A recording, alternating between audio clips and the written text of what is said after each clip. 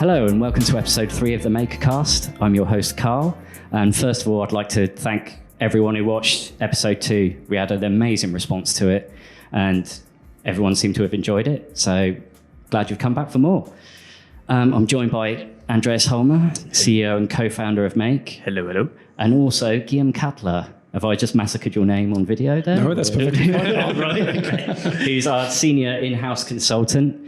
And today we're going to be talking about mOS. In episode 2, we talked about Pareto, which is one of our micro enterprises. And mOS is the organizational system that makes ventures like Pareto possible. So before we dig in, we get the most important question out of the way. Guillem, what's made you happy this week? Well, as a matter of fact, yesterday I reached out to our data scientist team and I came to them with an offer to come up, produce a series of mini talks on data interpretation and maybe pitfalls and common things, mistakes to avoid. And they gave a very warm welcome to the idea. So that's always a huge morale boost. So time for me to work now. Yeah. Hey, created more work for yourself. Good job. Yeah, awesome. Oh, that's cool. Nice. Andreas? Most interesting, best thing? Anything you like. Anything, okay.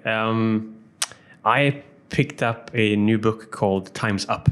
It's about professional services firm, but it's more about how we in our industry can act in accordance to the future of work and uncertainty and complexity, etc. It's a great read, so highly recommend it.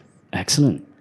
Well, I've got 2 picks because I was a hog last time and kind of, took too much time. Last time I said about the Last of Us HBO series, which is great, and you should watch it.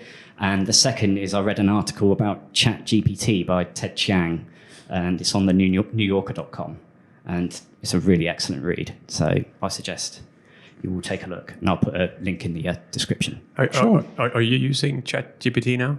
I have used it now and again. Yeah. It's great, but also it spits out a lot of plausible sounding rubbish. Right, sure. You have to be careful. It's kind of almost like talking to a salesman sometimes. Yeah. No offense.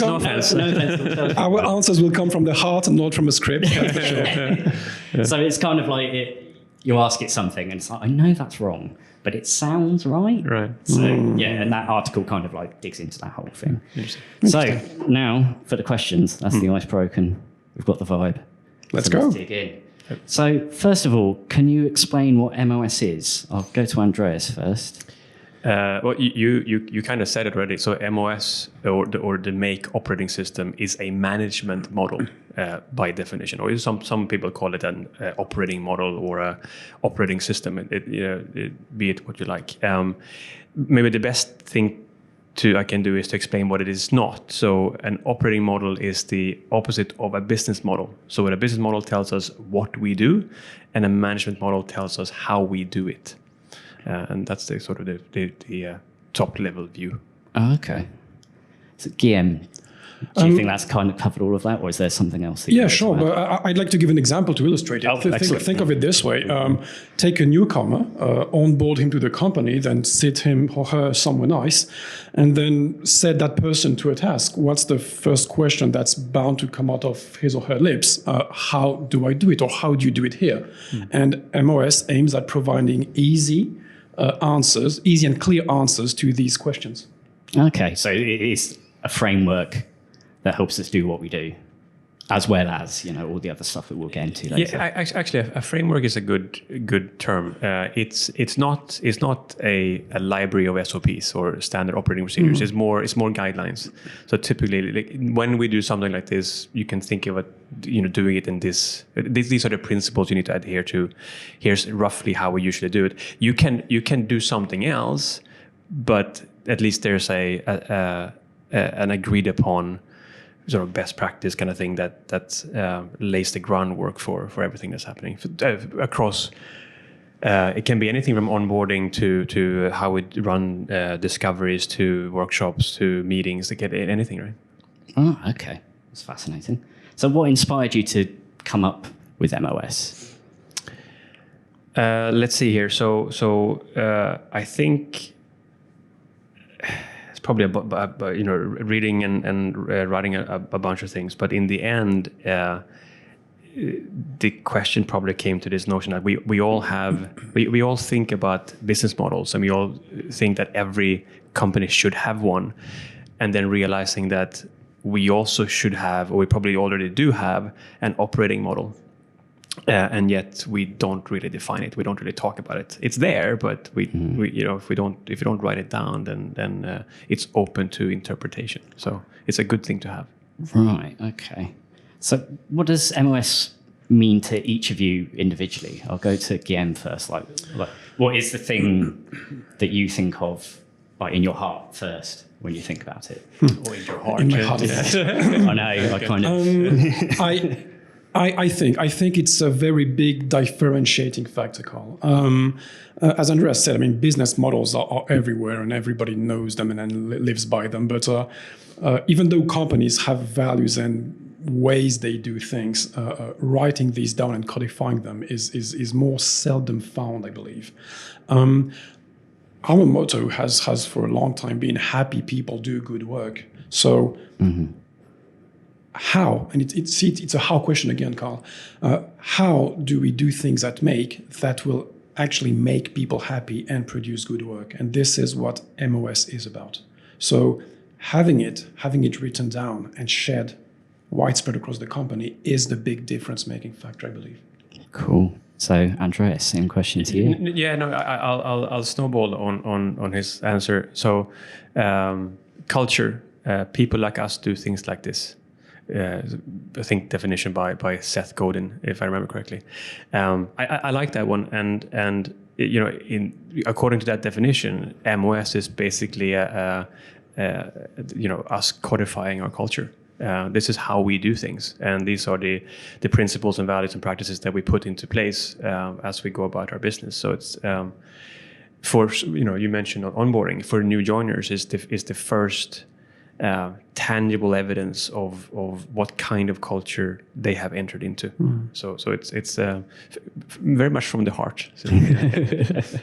So why change to MOS, or is change the wrong word to use? Yeah, because like I said before, like every company, or I would argue that every company already has a operating model of some sort. Usually it's not well defined, it might not be explicit, but it's there. And so I guess the same was true for us, right? We also had somewhat agreed upon ways of doing things, but until we actually sat down and started codifying it was open to interpretation. So if we didn't change to it, we sort of acknowledged that there are these practices here. Let's make them explicit so that we can actually have a conversation about them. So it's kind of an evolution of things we were thinking about anyway. Would that be accurate? Yeah, for sure. Yeah, for me, if I may add to this, it's not about changing to MOS. It's about realizing the need and added value for actually having it in place, written and tangible, and then getting the adoption of the company around it. But I guess we'll be talking more about this in the next few moments. Yeah, I think so. Well, I hope so. That's what my notes say. So what is MOS influenced by, if there are external influences to it? There's a lot of influences. So MAQE is now a little bit more than 10 years old.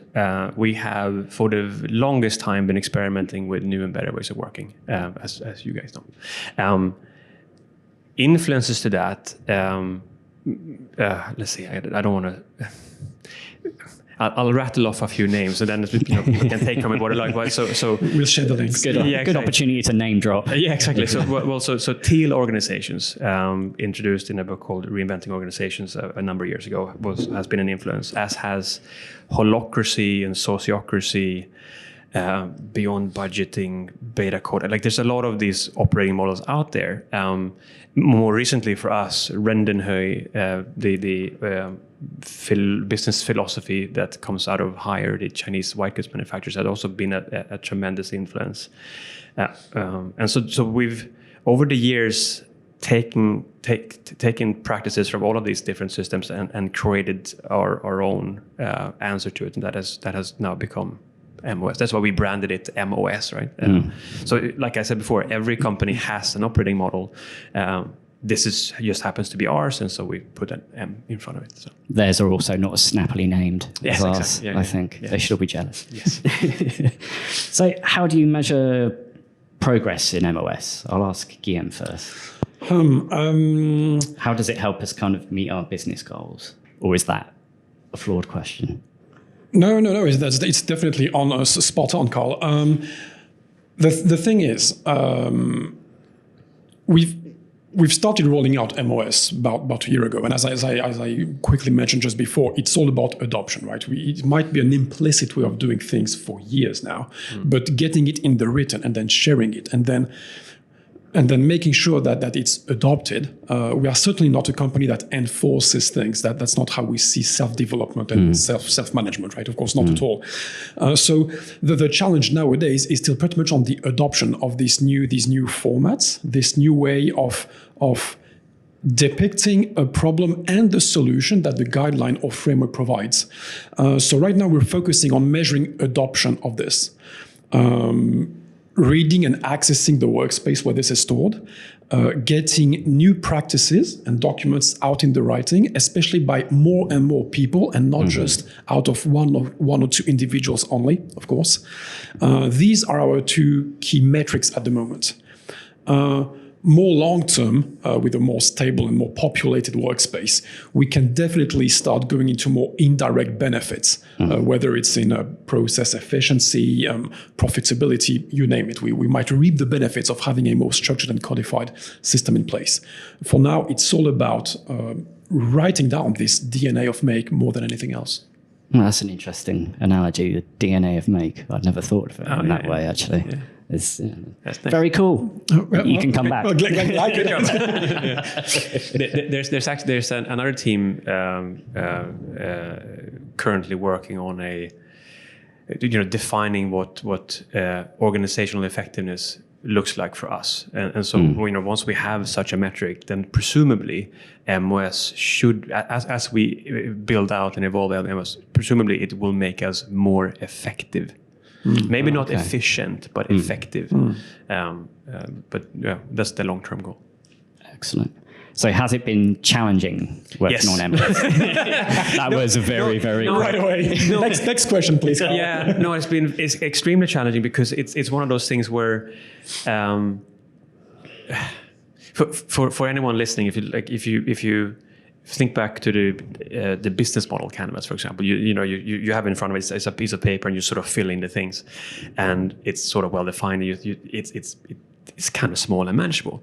When you start thinking about like how do we codify everything that we do in the organization, it's a massive undertaking. Like, where do you start, and how do you and not only like where do you start, what do you prioritize, but how do you get everyone to engage with the process? Because you can't just have, okay, Carl, you go and write that practice and then that becomes our lore. No, it needs to be, someone needs to sit down and write it, but then you have to socialize it and get buy-in and consent right for it. It takes a lot of time. So Guillem, has it been challenging? I know the answer is going to be an immediate yes. Yes, so. yes, of course. For me, this. I mean, one of the main pitfalls of working on MOS is that it can be an extremely fulfilling area of exploration and expertise that we gather, and we could be the few of us in the team. We could sit in meeting rooms for days on, just thinking about concepts and how to present things to teams, but converting this into something tangible that people relate to, that they can adopt and actively put to use. That conversion can be a very tricky one to do. And we don't want to stay isolated in our ivory tower, dreaming things big, if there is no practical consequence, positive consequence outcome for the team. So that step there is something that we constantly need to remind ourselves, because it's very pleasant to be in dreamland, so to speak, but other people have more direct practical needs too, and we need to answer them. So you have to avoid kind of preaching to the choir, I guess. Like, Yeah, exactly. Exactly. yeah, which is tough. Exactly. That would be way too easy. And as a writer, you know this well. Like what makes sense to you might not make sense to others. So it's in some cases we've had to sort of rethink our. Oh yes, exactly. exactly. To rethink how we do things. Like how do we actually define these practices? Because the way Liam and I might think it's the right way, it didn't work for the team. They thought it was too complicated or whatever. It could be or something like that. Confrontation to reality is one of the next first big challenges that you meet when you try to convert this into a reality. So we've spoken about challenges. What's the most exciting aspect of MOS to you? We'll go with Guillem first. So again, our main challenge right now, or let's say our main focus is on adoption of all these principles and guidelines. Okay, and we've decided early on to go with the product-led growth principles, as in having champions inside the company. Right. Okay. So I mean, because the MOS team these days is technically made of 3 people. Okay, but we rely heavily on our champions, and so our champions are people with great people skills. Who have quite a bit of history in the company, usually, and who are pretty much embedded in all the different circles and parts of the company. And so we deciding to have these champions and onboarding them and selling them the idea and actually making them our best ambassadors for MOS, its workspace, its principles, and the objective we have was an extremely fulfilling moment. And it's been working great ever since. Excellent. That sounds really rewarding because you sort of find almost like evangelists within the business for what you're working on. Yes, exactly. So that's why the champions for product-led growth are really external to your business, but we decided to go for a more internal take on things. So evangelist is a very nice way to put it. So Andreas, same question to you. What's the most exciting thing? So MOS currently consists of 12 domains. Everything from purpose is a domain, authority is a domain, compensation is a domain, and then there are principles and practices in each of these. So it's quite of a large undertaking, right? But it was episode 2. You interviewed Sky, and Sky is the CEO of our first ME. That micro enterprise comes out of one of the practices, which is the venture program that we have, and the purpose of that venture program is to create 100 millionaires from the people who work at MAQE. So that kind of goal is very tangible and something that it's easy to grab a hold of and understand and talk about. So I think that's probably the most. If I had to pick one, I would have to pick that one, just because it's so tangible. It's very exciting. Like, it's a really strong point of the whole enterprise for me, really. Like when I first heard about MOS, without having that kind of hook to it, it would be kind of nebulous for me to get my head around, because just the way my brain works, I'm a bit weird.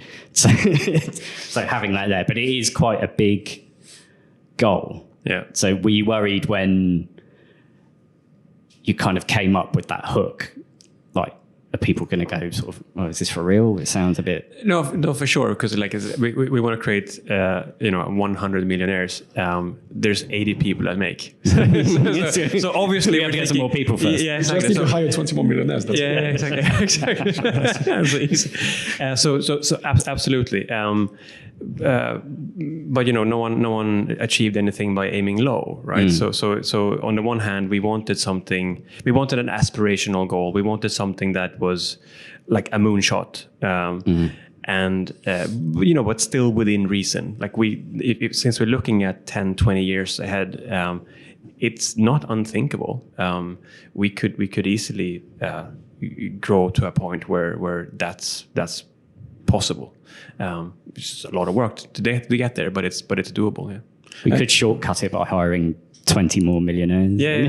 Stay with that. Just have to pay them. I don't know how. No, they have to work for free. Yeah. Okay. Well, there you go. And MOS is really about helping people achieve that goal. Actually, right. Of course, MOS in one of the practices describes that goal on the venture side of things, but everything else in the workspace is about helping people grow as individuals and giving them the tools and ways of doing things that will actually help them reach that goal by themselves eventually. Excellent. So what to like people who are watching out there, what would be the one thing that you would want them to take away about MOS? Well, I alluded to it before, maybe. So MOS is our operating system, but every company has one, regardless of whether you've actually sat down to codify yours. It's there. Everyone in the organization will have a different opinion, understanding of what it is, until the point that you actually put it to paper and communicate it. So leaving it undefined is a bit of a risk, I think. So maybe think about that. Okay. Guillem. And yeah, in addition to it being this big difference-making factor I mentioned before, actually sitting down and reflecting on these things is also a great opportunity for changing things that were maybe a bit muddier or a bit shakier in the company as well, right? Yep. It's a great opportunity to reflect upon how things are done, and you can always improve, right? So it could also be for some people more of a challenge time and time to face some issues, explicit or not, that were there. So if I'm a business owner out there on the internet, hi, the importance of codifying is really paramount, right? I think that'd be accurate. Can you do without the codifying? Obviously you can, because 99% of organizations do it. But like Liam said, there's a lot of value actually sitting down and asking those tough questions, because a lot of times things aren't extremely clear. Like even for legal reasons, for example, we've always had an employee handbook. And it's sort of the bare minimum that we had to do. But then you sit down and you actually start discussing the minute details of these things. You're like, okay, there's actually some interpretations here. Let's just be clear about what we mean. And then also ask ourselves, like, what are the principles that we want to bring to bear? When one of our core values is autonomy. What does that mean in this situation? How do we bring that to bear, or purpose, or growth, or freedom, purpose, growth, humility. Oh, there you go. Jesus Christ. Thank you. You saved Maybe my we'll edit this. Yes, exactly. Cut that out. So when we talk about MOS, we talk about practices. So we've kind of got two questions here. Can you describe what a practice is, and what are the stages that the practice goes through in MOS to become essentially part of MOS? Sure. You want to explain what it looks like, and I can do the process. I'll take the first half. Yeah, perfect. Okay, so we've mentioned it a couple of times already. These things are meant to be tangible and provide clarity, right? These are the keywords. So a MOS practice is an answer to a problem. And we really strive to describe both these things in very, very few words. Think 50, 100 words tops. Problem statement, solution statement, and then description and FAQ usually. And that's what a guideline or practice is in MOS. All right, okay. We do try to keep them as short and clear as possible. And if there is need to elaborate, that goes in the FAQ as opposed to the body of the document, right? So most of these are a page or two. Yeah. Okay. In terms of the process with which these are created, so Liam mentioned before that we have this workspace, and currently it sits in Miro. It's just we all use Miro in the company, so it was an easy way for us to do it, and it's a visual tool. Anyone in the company that sees an opportunity can suggest a new practice. They see a problem, they see an opportunity to create a solution, so they submit that into there. There's a group of people responsible for maintaining the workspace, so they will review it to make sure that no one else is currently working on the same thing. So as long as that's clear, then the person will get a go ahead. And so if you submit it, then most likely you will also be asked to actually define the practice. And once you've done that, there's no one looking over your shoulder telling you what's right or not. Instead, what happens is that the practice goes through a consent process. So it will be announced in Slack or in an all-hands meeting or something like that. that this new practice is available and it's open for feedback for I forget if it's 1 or 2 weeks now, but and anyone can engage with it, ask questions, and if no one gives a veto, then it basically passes and goes and becomes an official part of the workspace. The process doesn't necessarily end there, because you as a practice owner are now responsible to maintain the practice over the long term, and anyone can keep submitting feedback, but just before you gain that official status, it has to go through a consent process. Okay. Is there, I know it's sort of quite early days, but have there been many instances where there's been vetoes put in, or has it always been kind of yes, but with these changes? Yeah. So yes, they have. There's been vetoes? Well, okay, okay. So not vetoes, but when you are aware of what the consent process is versus consensus, any time a yes with reservations or with comments is submitted, then the owner of the document has to address them before releasing the document. Right. So there haven't been so much vetoes as strong observations made on 1 or 2 sensitive documents that we had, and in which case it goes back in the writer's, the practice owner's hands for him or her to edit. But all documents have eventually been released successfully, and haven't been more than 1 or 2 back and forths. We've guided this very, very carefully with a nice template, and there's actually this is going to sound a bit meta, but there's a practice about how to write practices. I was going to touch on the meta document, actually. See what I was talking about? Like we could spend a lot of time brainstorming through these things and putting a lot of brain power, well, that's an example. But so we've tried to help our practice owners by really help them reach the level of writing and thought that is expected of these documents anyway. So usually maybe there's 1 or 2 reservations in the advice process, as we call it, but goes through pretty quickly normally afterwards. Was that something you had to work on at the beginning to kind of? Did you have a goal of like this process has to be as short as possible?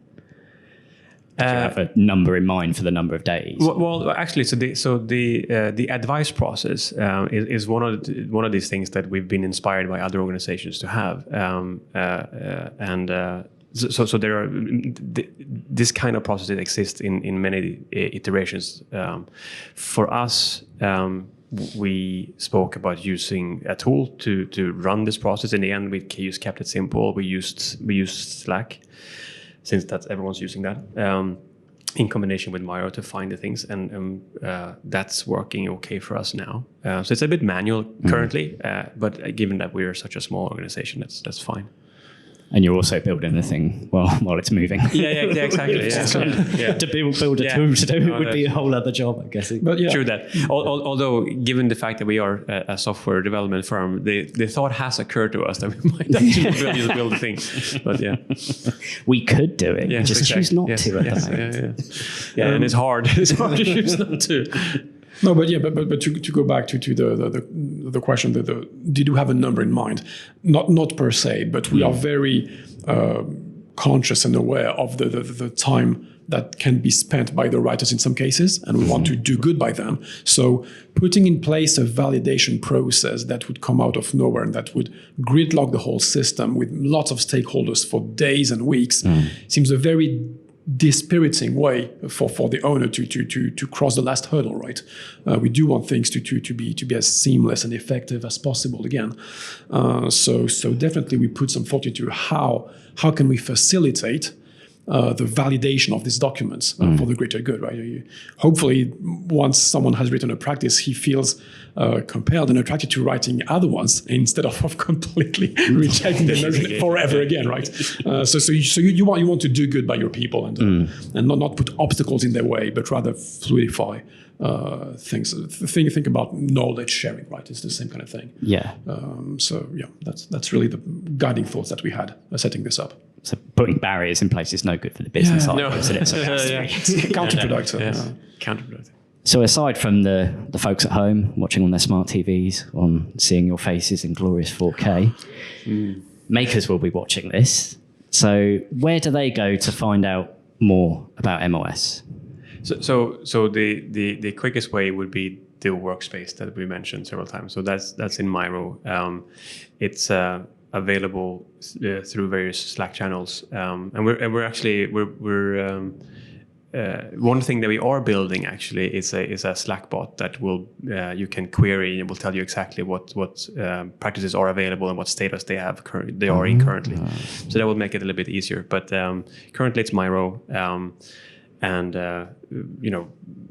but a lot of times I guess back to where you started with the champions, you don't actually have to go find it. They will find you. Because the champions will advocate on their practices' behalf to make sure that they get the feedback and input that they need. That's a good thing about picking evangelists. They go out and evangelize. Exactly. No, but yeah, you go to the workspace or reach out to the people, the MOS crew itself, or of course our champions. Yeah. So would you say the act of constructing MOS enables an organization to take these concepts and make them more precise? Or would that be incorrect?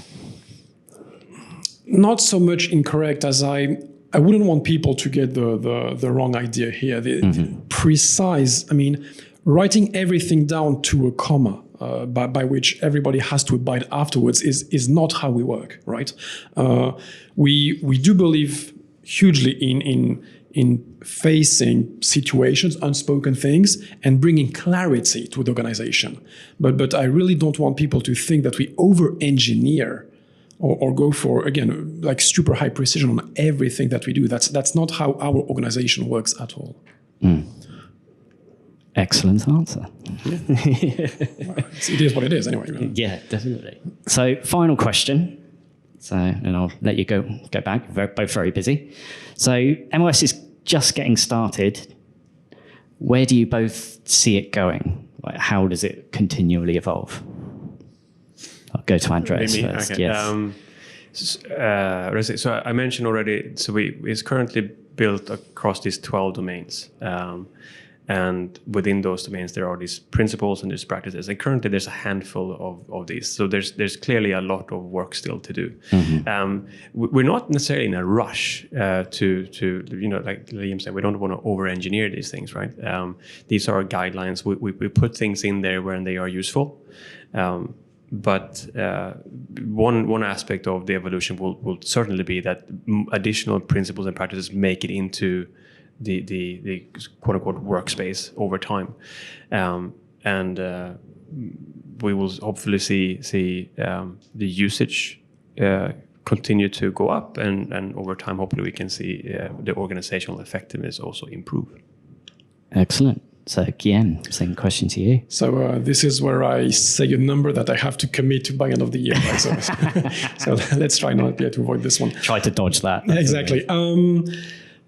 Yeah, pretty much along the same lines again. So adoption has been our key challenge or objective for most of last year. Getting to the next phase with like a much bigger body of documents that are known by or referred to by lots of people in the organization. Getting more people very naturally and easily writing up their own guidelines and practices and adding them to the workspace would be very nice to see as well.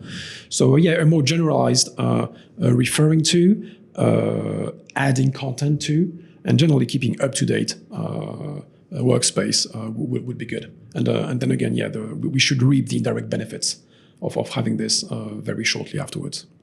So that, yeah, transition for MOS this year should be a good challenge. Excellent. So exciting times ahead, more to come. We'll probably come back to this topic numerous times in the future. But to close, thank you all for watching. I'm going to be a YouTuber now. Like and subscribe, share, all the rest of it. And if you've got any questions for the MAQErCAST, send an email to hello@make.com. Visit our website if you want to learn more about our company. That's make.com, as I just said. So thank you very much for your time. Bye-bye. Thank you. Bye. Bye, and thanks, Carl. No problem.